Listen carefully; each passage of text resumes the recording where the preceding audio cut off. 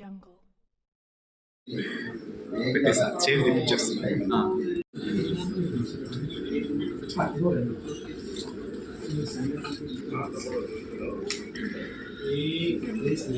వాళ్ళకేమో ప్రోగ్రాంలో ఆగిపోతాను తెలియదు. నేను పోవడం ముఖ్యం కదా సార్, వార్త వస్తుందా వార్త వస్తుందా లేదా? రోజు 5 నిమిషాలు గంట గంటలు అంటే 7 నిమిషాలు ఇవ్వండి ఎందుకు వచ్చింది.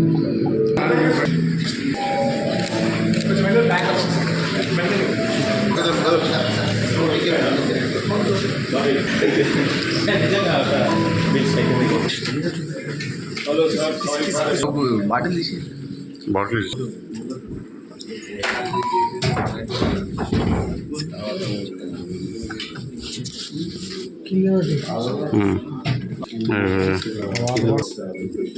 Thank you for being patient with me. Sorry for the delay. Unfortunately, other commitments were delayed. And coming straight to the why we are here. Invite all the food processing. Keep it short and just ask Srikanth Garu to put a few words. Srikanth said, sir. We have almost about 120 to 130 trade fairs happening in High-Tech every year. Not even one dedicated food expo that happens in High-Tech. Till now, there is no brand that is established in, I would say, in Hyderabad or Telangana. Okay. And compared to what happens here, World Trade organized by the central government, spread over, correct me if I'm wrong, more than 1 lakh square meters is the exhibition space. 1 lakh square meters. And something like 10,000 to 12,000 buyers are flown in from outside India, where our food industry people are exposed to them, the products are exposed to them. For millets, if you see the ICRISAT International Millet, it's world #1 institute, and we have IIMR, Center for Excellence for Millets, and NutriHub, and National Institute of Nutrition. We have so much of R&D capability, but what's happening in the millet brands, we are actually taking the food formulations from here and going and getting manufactured in the other states, and then coming and again distributing from here. So I think that linkage has to be established, where the dedicated millet food park or something, and also the awareness about millet. So there's a huge opportunity now. The world is going towards healthy food and vegan food and gluten-free food. So we have a lot of opportunity there. And also Hyderabad, before founding the Millet Bank, I was part of the Hyderabad International Convention Center. And we were going and bidding for all these international conventions for Hyderabad. And we have so much of potential, though now the Delhi is taking a lot of our events because of after the Bharat Mandap and Geo Convention Center, still we have great potential. And Indus Food Show happened here once. Thanks to Srikanth Garu, they got Indus Food. And excellent show. The Telangana government supported some of the startups when we participated. Good exporters have come. We got some leads. But next year they were not here. So there is no hold. If the organizer is from Hyderabad, and if this becomes, and they have something called Green Week, Grunev or something like that they call it as. It's a 100-year-old brand, and if you see, that is such a city sold out and country sold out events, and all the countries will come and they set up their pavilions, and the best wines and the best cheese and the best foods, they will have the experiential zones and also trade, and such a big festival. I think something Cluster for confectionery is very well acknowledged all around the world. We have inherent strengths when it comes to food. As a society also, we really love our food, and that culture prevails, and it imbibes through a lot of things that we do, sir. So when it comes to when we combine food and hospitality and industry, this becomes a very powerful combination, and with this combination, we understand that there is a need to promote the food processing industry and give a platform for our local entrepreneurs to reach out, have market access not just to the rest of the country but also in this spirit, sir. 2 years ago, we did a flagship event called Food Conclave, sir. more than 125 CEOs from major companies, both Indian and otherwise, had come down to the city. The first reaction many of those people had, because most of these CEOs had not visited Hyderabad, which can be developed need not be in Hyderabad. It can go to the districts, it can leverage upon the capabilities of our entrepreneurs in the districts and provide extension to the farm sector and to the fisheries sector and to the animal husbandry sector. So in all, it aligns very well with the government's objectives.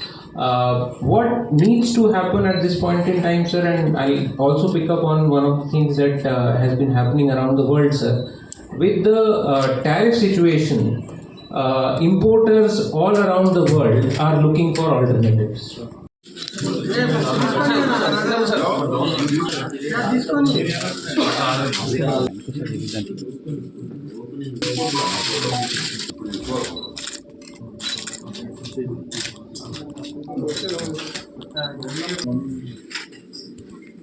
మిత్రులందరికీ నమస్కారం. ఆలస్యమైనందుకు మన్నించాలా. ఈరోజు మన తెలంగాణ రాష్ట్రంలో హైదరాబాద్ ప్రత్యేకంగా మా ప్రభుత్వం ఆహారానికి సంబంధించి అదేవిధంగా వ్యవసాయ ఆధారిత వ్యాపార రంగాలని పెద్ద ఎత్తున ప్రోత్సాహం చేయాలనే ఒక సంకల్పనతో ప్రత్యేకించి ఈరోజు జూన్ మాసంలో జరగబోయే ఫుడ్ అఫేర్ ఒక ట్రేడ్ ఫేర్ని మరి మన సౌత్ ఇండియాలో పెద్ద ఎత్తున చేయాలని, ప్రత్యేకించి ఆహారం మరియు వ్యవసాయ ఆధారిత పరిశ్రమలను ప్రోత్సాహం చేయాలనే ఒక సంకల్పనతో మరి ఈ ట్రేడ్ ఫేర్కు సంబంధించిన నిర్వాహకులు సోదరులు శ్రీకాంత్ గారు, అదేవిధంగా టీజీ శ్రీకాంత్ గారు, హైటెక్స్ ఎగ్జిబిషన్ సెంటర్కు సంబంధించిన బిజినెస్ హెడ్ గారు, ఇప్పుడే మాట్లాడిన సోదరిమణి విశాలారెడ్డి గారు, మిల్లెట్ బ్యాంకు సంబంధించి వ్యవస్థాపకులు, మాతో పాటు పాల్గొంటా ఉన్న మా ఇండస్ట్రీస్ కమిషనర్ గారు మన్సూర్ గారు, అదే డైరెక్టర్ తెలంగాణ ఫుడ్ ప్రాసెసింగ్ సొసైటీకి సంబంధించిన సోదరులు అఖిల్ గారితో పాటు మరి నిర్వాహక సోదరులకు సంబంధించి ప్రతి 14 జూన్ ఇదే హైటెక్స్లో దేశవ్యాప్తంగా ఆహారానికి సంబంధించి వ్యవసాయ ఆధారిత వ్యాపార రంగాలకు సంబంధించిన అనేక మంది చిన్న స్థాయి, మధ్యస్థాయి, సూక్ష్మ స్థాయి పారిశ్రామికవేత్తలకు ఇక్కడికి పిలిపియాలని, ఇన్వైట్ చేయాలని, హైదరాబాద్ని ఈ రాష్ట్రానికి సంబంధించి దేశాయ ఆధారిత వ్యాపారాలకు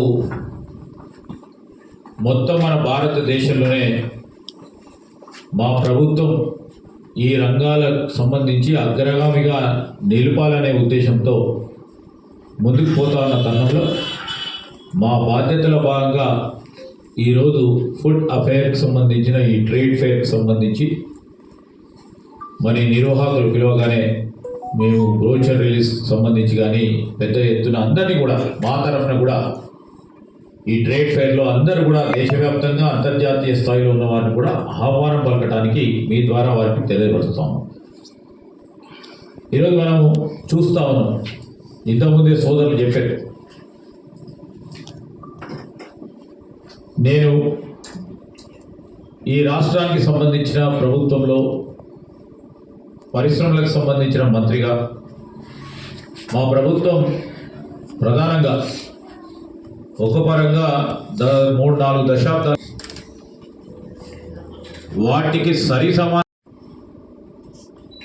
వ్యవసాయ ఆధారిత పరిశ్రమలు పెద్ద ఎత్తున ఇక్కడికి రావాలి, వారికి సంబంధించిన ఈ ఆంటర్ప్రినర్స్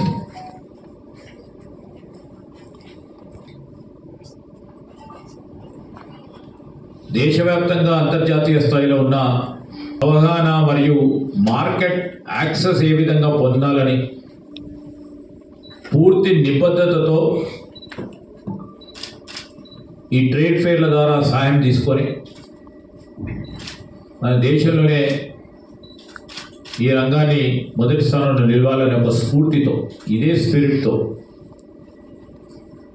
మార్కెటింగ్ అవకాశాలను ఆ కంపెనీలను హైదరాబాద్కు తీసుకురావడం ద్వారా ఈ తర ఈవెంట్లు ఖచ్చితంగా ప్రోత్సాహం చేస్తుందని మా నమ్మకం. ప్రత్యేకించి ఈ ఫుడ్ ఫైర్కి సంబంధించిన ప్రమోటర్లకు నేను ప్రత్యేకంగా అభినందనలు తెలియజేస్తా ఉన్నాను. గత సంవత్సరం కూడా ఒక ప్రయత్నం మొదలుపెట్టింది. మధ్యతర పెద్ద పరిశ్రమలు ఇక్కడ ఈ ఫేర్లో పాల్గొనడం, ఈ ఈవెంట్ల ద్వారా వైబ్రెంట్ ఆహార మరియు వ్యవసాయం సంబంధించిన ప్రాసెసింగ్ వ్యవస్థను పటిష్టపడడానికి ప్రముఖ పాత్రను వహించే ఒక కార్యాచరణ తీసుకొని వారందరూ కూడా ఆలోచన చేసేది మా ఆలోచన, మా లక్ష్యానికి అనుగుణంగా ఉన్న తెలంగాణను అత్యంత కీలకమైన ఈ రంగంలో మొదటి స్థానంలో ఉంచాలని చేస్తూ ఉన్న ప్రయత్నానికి నేను వారిని నిజంగానే అభినందిస్తూ ఉన్నాను. నేను కూడా ప్రోత్సాహం చేయడం జరుగుతుందని వారికి తెలియజేస్తా ఉన్నాను. నేను 2 విషయాలు తెలియజేయడానికి ప్రధాన నిలయంగా నిలిచినప్పటికీ, ఫార్మా రంగంలో ప్రధానంగా నిలిచినప్పటికీ, ఈరోజు మేమందరం కూడా ఇప్పుడు మేము మా ఇండస్ట్రీ కమిషనర్ ఉన్నారు, ఇక్కడ ఫుడ్ ప్రాసెసింగ్ సంబంధించిన మా డైరెక్టర్ గారు ఉన్నారు. మొట్టమొదటిసారి స్మోక్ ధర పెద్ద ఎత్తున ప్రోత్సాహం చేయాలి అనే ఒక సంకల్పనతో ముఖ్యమంత్రి రేవంత్ రెడ్డి గారి నాయకత్వంలో తెలంగాణ రాష్ట్రం ఏర్పడ్డ తర్వాత మొట్టమొదటిసారి ఎంఎస్ఎంఈ పాలసీని తీసుకొచ్చాం.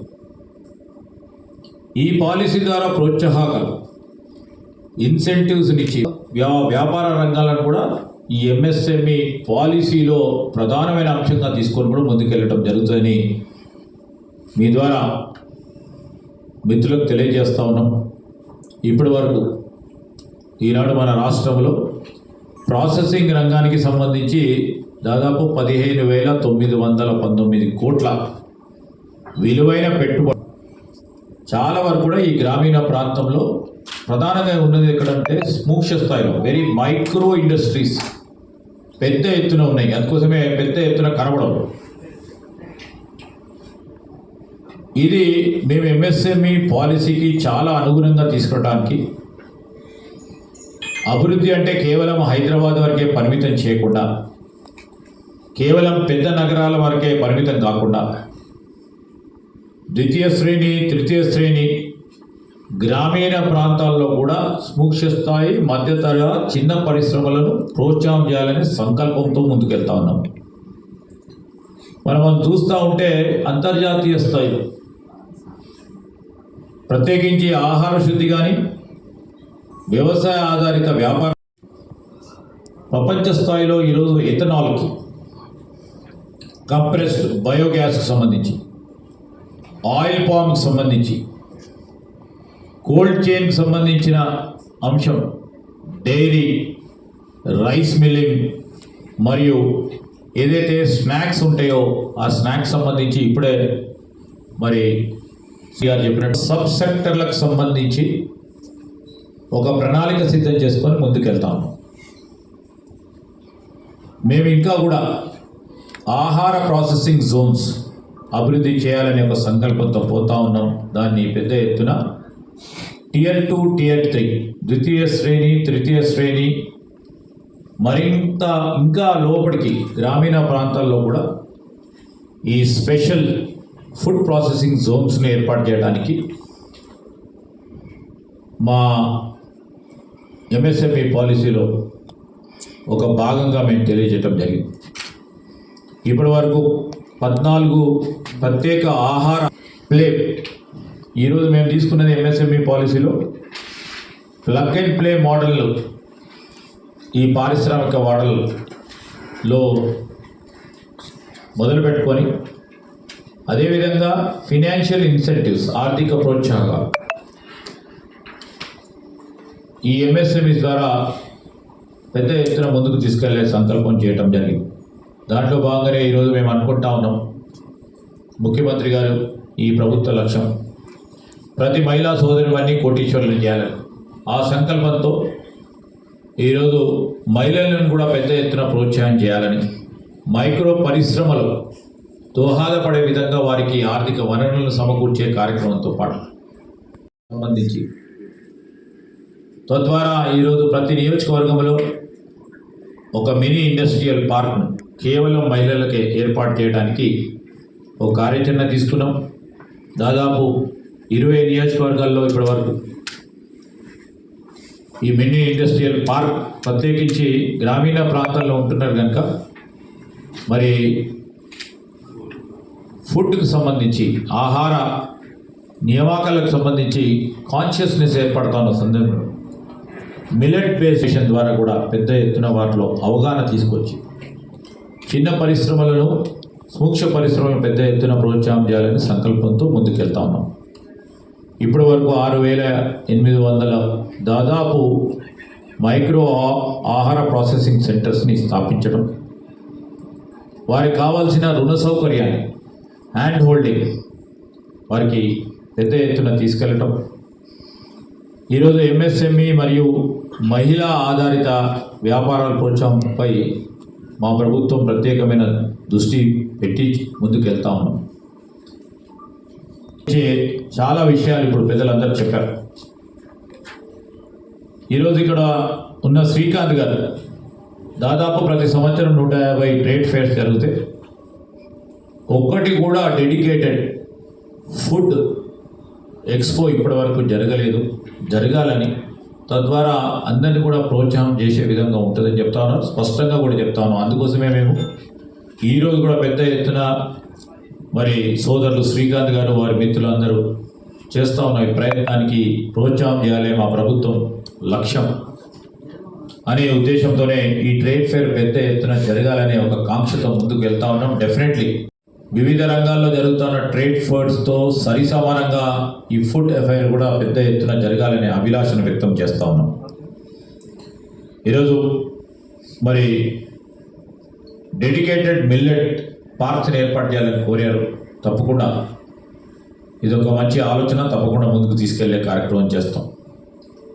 మనం చూస్తూ ఉన్నాం, ఆహారం ఒకవైపు, అగ్రో ప్రాసెసింగ్కి సంబంధించి అగ్రో బేస్కి సంబంధించిన ఇండస్ట్రీస్ కూడా పెద్ద ఎత్తున మన దగ్గర ఇప్పుడే పెద్ద స్థాయిలో మిల్లెట్స్ కానీ, ఇంతకుముందు పండ్లకు సంబంధించి, అదేవిధంగా వెజిటేబుల్స్ సంబంధించి మన రాష్ట్రం 9వ పొజిషన్లో ఉంది దేశ స్థాయిలో. దాన్ని మొదటి రాష్ట్రంగా ఏ విధంగా తీర్చిదిద్దాలంటే ఇలాంటి ట్రేడ్ ఫేర్స్ మనకు ముఖ్యం. ఎందుకంటే కొత్త టెక్నాలజీస్ని, సాంకేతిక నైపుణ్యాన్ని, అదేవిధంగా వివిధ కంపెనీస్ ఇక్కడికి వచ్చి ఎగ్జిబిట్ చేస్తూ వారికి ఉన్న బెస్ట్ ప్రాక్టీసెస్ని ఒక ప్లాట్ఫామ్ కలిగించడానికి చేస్తూ ఉన్న ప్రయత్నం అని మరి ఈ కార్యక్రమ భాగంలో వారు తీసుకొచ్చే నాలెడ్జ్ షేరింగ్ ఈ ప్లాట్ఫామ్ను ఉపయోగిస్తాం. పెద్ద ఎత్తున ఇక్కడ బిజినెస్ డిస్కషన్స్ జరుగుతాయి. మనకున్న ఎక్స్పర్టీస్, మనకున్న చిన్న మధ్యతర సూక్ష్మ పరిశ్రమలకు సంబంధించిన ఎక్స్పర్టీస్ని ఈ ప్లాట్ఫామ్ ద్వారా షేర్ చేయడానికి ఒక అవకాశం.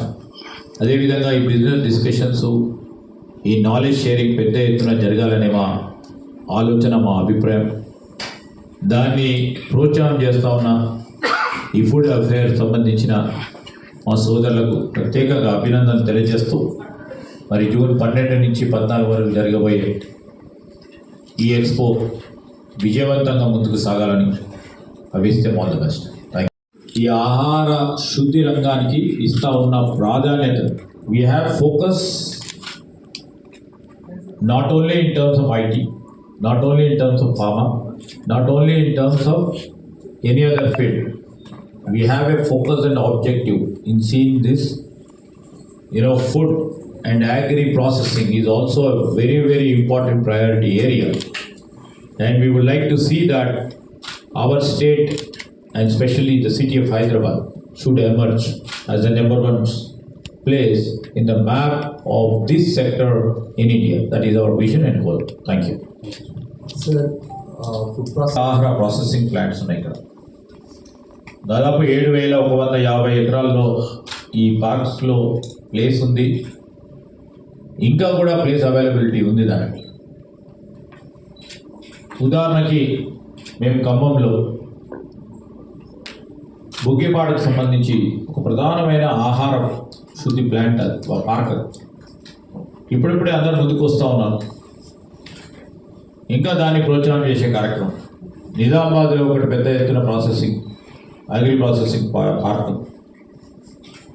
దీన్ని ప్రోత్సాహం చేయాలనే ఉద్దేశంతో ఈ ఎంఎస్ఎంఈ పాలసీ తీసుకొస్తే ఫ్లాటెడ్ ఈరోజు ఫ్యాక్టరీ ఇన్ఫ్రాస్ట్రక్చర్ కల్పిస్తే వారికి ఉన్న చిన్న స్థాయి క్యాపిటల్ ఆర్థిక వనరులు ఉపయోగపడే విధంగా ప్రత్యేకించి ఆగ్రో ప్రాసెసింగ్లో ఉపయోగపడే ఇంకెక్కడైనా ప్రత్యేకంగా ఈరోజు ఒక 50 మంది వచ్చి ఒక 100 మంది వచ్చి మేము ప్రాసెసింగ్ ప్లాంట్ ఈ ప్రాంతంలో పెడతాం, ఎందుకంటే ఇక్కడ ఈ పంటలు పడతాయి, ఈ ప్రాసెసింగ్ ద్వారా ఉపయోగపడుతుంది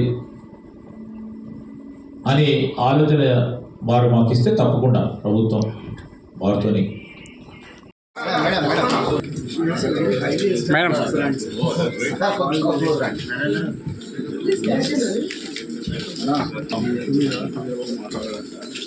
జరగడం